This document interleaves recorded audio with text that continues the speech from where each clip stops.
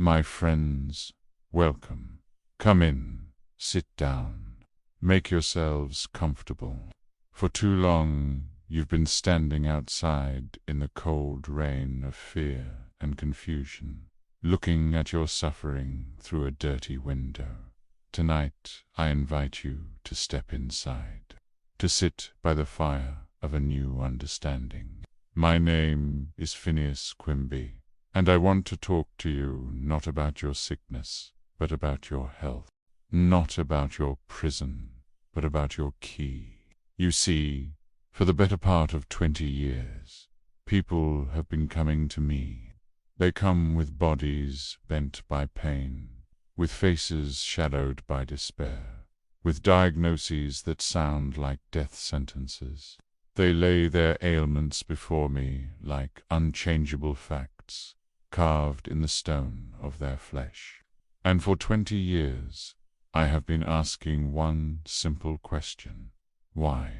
Not what. The what is easy. The what is a name. Consumption, rheumatism, neuralgia, dyspepsia, a label on a bottle of misery. I am interested in the why. Why you? Why now? Why does this particular shadow fall across your particular life? And in asking that question, in sitting with thousands of you, in looking past the trembling hand and into the weary eyes, I found an answer. An answer so simple it seems radical, so profound it has been hidden in plain sight. It is this: your body is not the author of your disease. It is the scribe. It is a faithful, obedient, literal-minded scribe, taking dictation from a single, powerful source: your mind, your belief, your expectations, your fears. The illness you feel in your bones was first a ghost in your thoughts. The pain you feel in your chest was first a knot in your understanding. The weakness in your limbs was first a paralysis of your spirit. Let me tell you how I came to know this. I was not always a man who spoke of mind and spirit. I was a clockmaker. I lived in a world of gears and springs, of pendulums and escapements. I believed in cause and effect you could see and touch. Then I encountered mesmerism, the idea that a man could influence another's health through some invisible force. It fascinated my clockmaker's mind. Where was the mechanism? What was the spring? So I practiced. I made passes with my hands. I concentrated my will, and people felt things. They relaxed. Some felt warmth. Some even saw their pain lessen. And for a time, I, Phineas Quimby, felt very powerful. I thought I had found the mainspring of lifer-magnetic fluid I could control. But the clockmaker in me was a stubborn observer, and I began to notice inconsistencies. If I performed the exact same motions with the exact same intention on two different people, the results were different. One might be cured, the other felt nothing. Why? If the power was in my magnetism, shouldn't it work the same? Then I saw it. It wasn't my belief that powered the cure. It was theirs. The person who came to me with absolute faith, with a heart ready to be unlocked, they would change. The skeptic, the one who watched me with a furrowed brow, doubting every gesture for them, nothing happened. The magnet was not in my hands. It was in their expectation. I was not the healer. I was merely the occasion, the signpost they believed in. Their own mind, seeing the signpost, turned down a new road. That was my first great revelation. The power resided not in the operator, but in the belief of the subject. This led me to the great fork in the road of understanding. One path, the well-worn path of the world, says, matter is cause, mind is effect. You catch a germ, you get sick. You eat spoiled food, your stomach rebels. The chill enters your body, and fever follows. This seems so logical, it seems undeniable. But I ask you to walk with me down the other path, the less traveled path. What if the truth is the reverse? What if mind is cause, matter is effect? Think of it. Two men stand in the same draught. One thinks, oh, a bit of air. The other thinks, this draught will give me a terrible cold. Which one wakes up sneezing? His body has faithfully followed the instruction of his belief. A woman receives a diagnosis from a doctor of great reputation. He names her disease with a solemn voice. She believes him utterly. From that moment, her body begins to arrange itself to match the description. It is not lying, it is obeying. The belief was the architect. The symptoms are just the bricks and mortar. This is how we build our own cages. We are master builders of misery, and our thoughts are the tools. It starts quietly in the workshop of the soul. A thought enters a small, dark seed. I am so tired of this struggle. I will never overcome this grief. I am afraid I will end up like my poor mother. This thought is not yet a disease. It is just a whisper. But if you hold it, if you turn it over in the dim light of your worry, if you believe it to be a truth about you, and not just a passing cloud in the sky of your mind, it takes root. You water it with your attention. You give it sunlight with your fear. It sends out tendrils, vague sensations, a heaviness here, a twinge there, a lack of vitality. Now you notice these tendrils. What is this? You wonder, with a spark of anxiety. That anxiety is more water, richer fertilizer. The plant grows. It becomes a vine, wrapping around your thoughts. Finally, in distress, you seek an authority. You go to a doctor. He examines the vine you have grown. He gives it a Latin name. Ah, he says, you have this. And in that moment, you receive the final trellis, the official structure upon which your vine can now spread, full and legitimate, for all the world to see. You think the doctor discovered your disease. I tell you, in that act of naming and believing, you both finished creating it. The belief crystallized into a fact. But the mind's error became the body's law. Now, I must speak plainly about the two great systems that often, however unintentionally, provide the bricks and mortar for these prisons: organized medicine and dogmatic religion. The physician, educated in the wisdom of matter, looks at the effect, the sick body, and tries to fix the effect. He battles the shadow instead of turning on the light. He gives you a substance to alter your chemistry, and sometimes it works. But why? Is it always the chemical action? Or is it because you have supreme faith in this man of science, and your mind, expecting relief, begins to quietly dismantle the very disease it built? That is a powerful false belief. But it is belief misplaced. It is faith in the pill, faith in the knife, faith in the disease itself.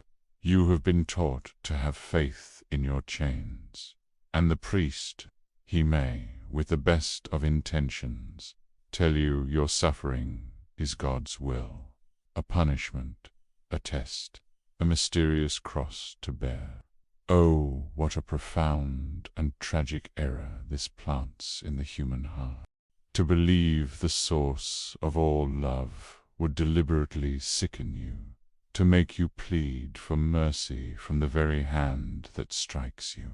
This creates a spiritual sickness, guilt, separation, terror, that is the richest soil imaginable for physical disease. This is not the God of truth I have come to know.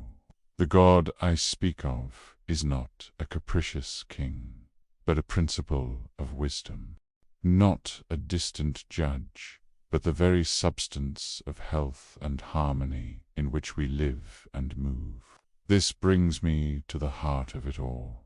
What are you, truly?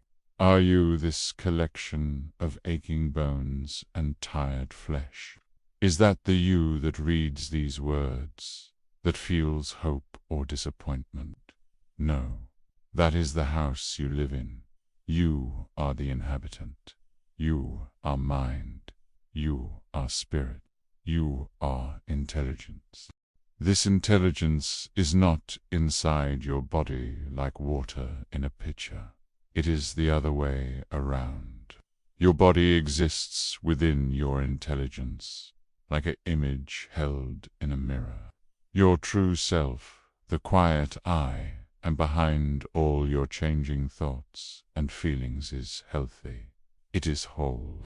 It cannot be sick, any more than the sun can be dark.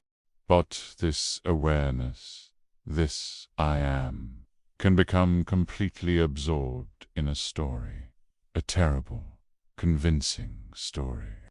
I am a sick person. I am a weak person. I am a victim of fate. You forget you are the dreamer, and you become the character in the nightmare. And your body, that faithful servant, has no choice. It must play its part in the drama you have written.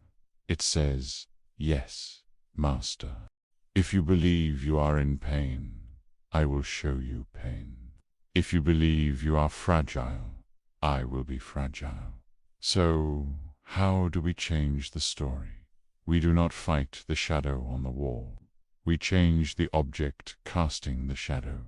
We do not treat the scribe's handwriting. We change the dictator's words.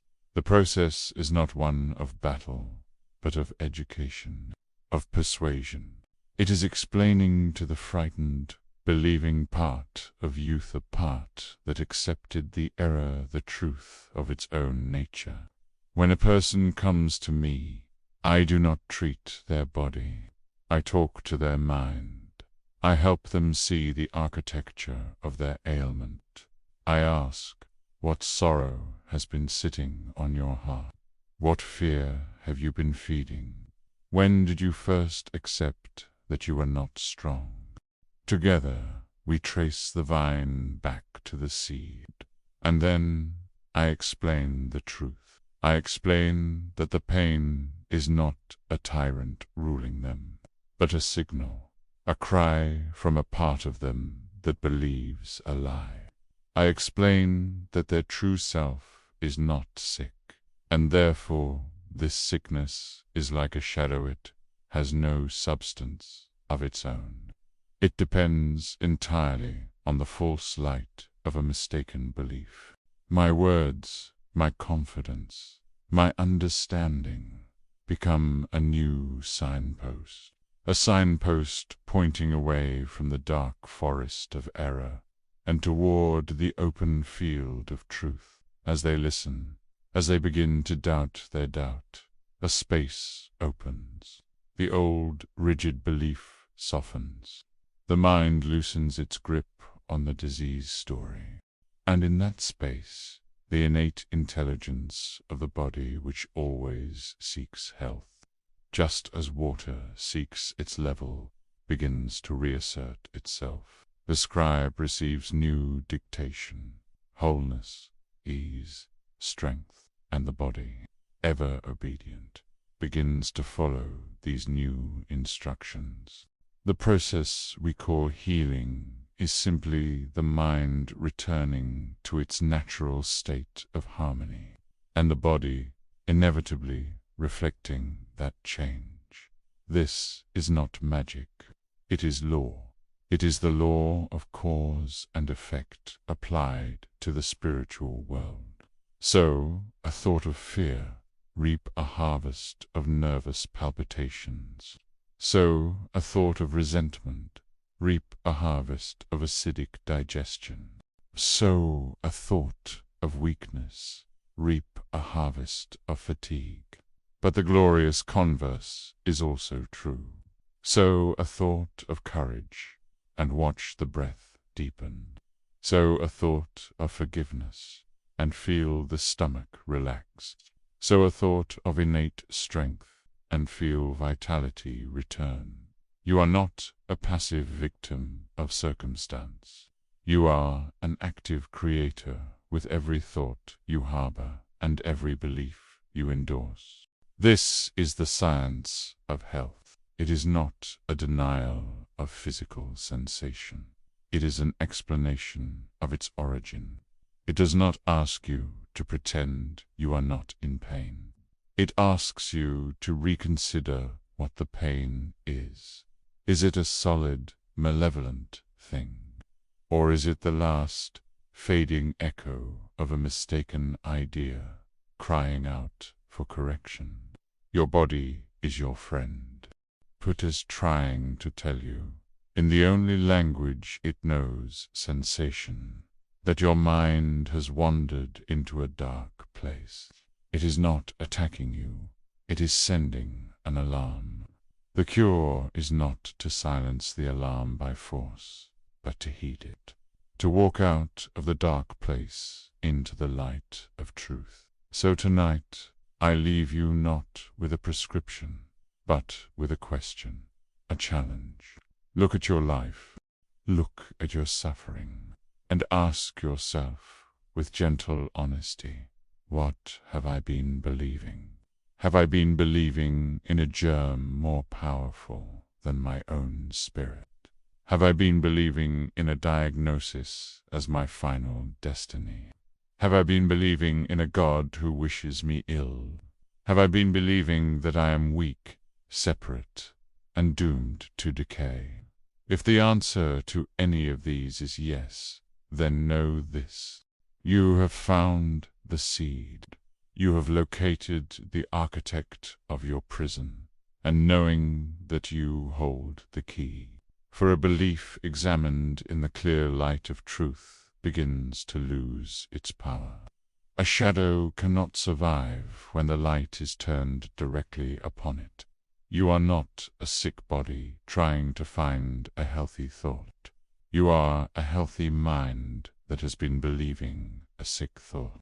Let go of the thought, and the body must, by the immutable law of reflection, show you the face of your own innate health. This is the great truth that has set so many free. This is the understanding that turns the key in the lock. The door was never really locked. It was only that you had been told it was, and you believed it. Stop believing in the disease. Start believing in the healer that lives within youth, the divine intelligence that animated you in the first place, and knows only life, only harmony, only truth. That is where your health resides. It always has. It is waiting for you to remember, to come home. Thank you.